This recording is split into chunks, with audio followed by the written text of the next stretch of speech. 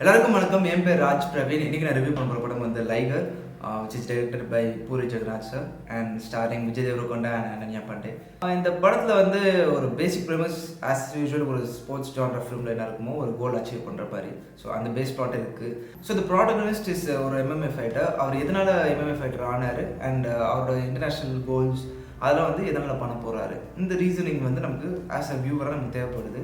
அந்த ரீசனிங் வந்து ரொம்ப கன்வின்சிங்காக இல்லை. பிகாஸ் அந்த இது வந்து ரைட்டிங்கில் ஒரு கதையாக படிக்கும் போது கன்வின்சிங்காக இருக்குது. ஆனால் அது அவங்க டிஸ்பிளே பண்ணதில் நமக்கு சுத்தமாக ஒர்க் ஆகுதுன்னு தான் சொல்லணும். பிகாஸ் படத்து ஃபுல்லாக எங்கேயுமே நமக்கு வந்து ஒரு கனெக்டே இல்லை.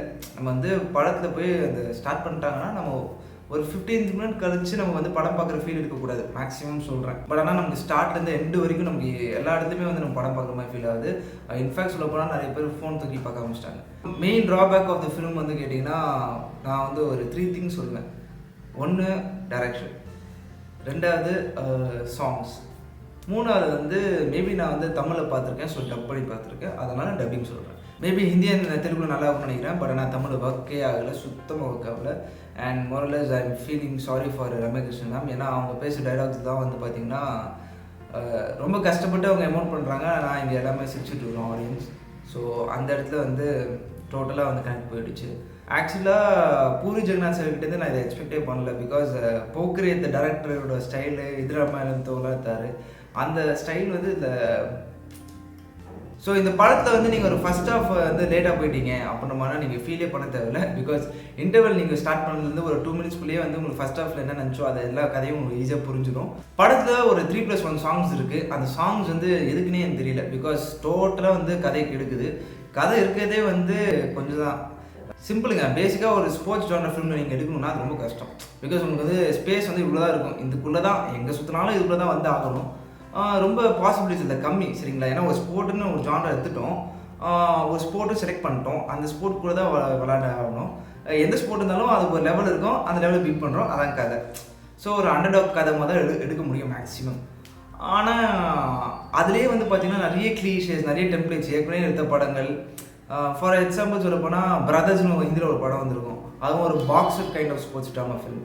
நீங்கள் அந்த படத்தை வச்சிங்கன்னா கம்பேரிட்டிவ்லி அது எவ்வளோ 1000 times பெட்டர். பிகாஸ் அது வந்து அவ்வளோ ஸ்டோரியோட இம்பாக்ட் இருக்கும். அந்த பிரதர்ஸ்குள்ள கனெக்ஷன் அண்ட் அவங்களுக்கு ஒரு பேக் ஸ்டோரி, 2 பிரதர்ஸ்க்கும் தனித்தனியாக ஒரு பேக் ஸ்டோரி, அவங்க ஃபாதரோட கனெக்ஷன். ஸோ அந்த மாதிரி போயிட்டுருக்கும்.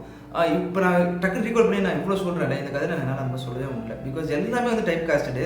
அதாவது அம்மா sentiment for empowering the fighter இன்னும் அந்த மாதிரிலாம் இருக்குது. அது ரொம்ப ஆப்வியஸாக இருக்குது.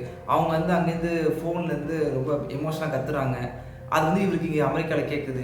ஸோ இந்த மாதிரி ஒரு 10 வருஷம் பேக்கில் நடக்கும்ல, இந்த மாதிரி கண்டென்ட்லாம் நிறைய இருக்குது. ஸோ இதை பற்றி நான் ரொம்ப பேசணும்னு அவசியமே கிடையாது. இப்போ ரீசெண்ட் டைம்ஸ் நிறைய படங்கள் ரிலீஸ் ஆச்சு. For example like Sitharaman, losing சிந்தா, அதெல்லாம் பார்த்துட்டு நிறைய பேர் என்ன சொன்னாங்கன்னா படமாக எடுத்து வச்சுருக்காங்க, நல்லா இல்லை ப்ளா இங்கே லேக் அப்படின்லாம் சொல்லியிருந்தாங்க. Which is there opinion and I respect that. அவங்கள ஒரு சின்ன ரிக்வெஸ்ட் நான் இருக்கிறேன், இந்த படத்தை போய் பாருங்கள் and you know the difference. இந்த படம் வந்து பார்க்கலாமா வேணாமான்னு கேட்டிங்கன்னா it is a huge disappointment for me. Vijay Deverakonda fans, மற்ற அனன்யா பாண்டே ஃபேன்ஸ், நீங்கள் போய் பார்க்கறத பாருங்கள். And yeah that's my take on Lyca. இந்த வீடியோவில் நீங்கள் பார்த்துருந்தீங்கன்னா தேங்க்ஸ் ஃபார் வாட்சிங்.